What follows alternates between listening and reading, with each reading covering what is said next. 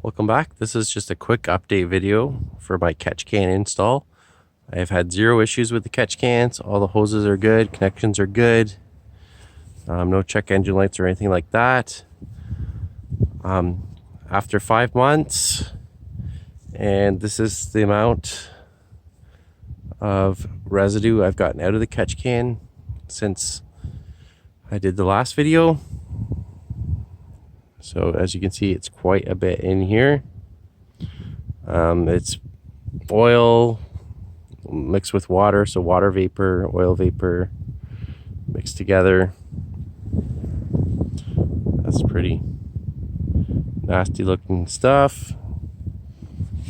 Stuff that is not going to burn very well in your combustion chamber when it's fed back through the intake. So there you go. So far I'm happy with the install.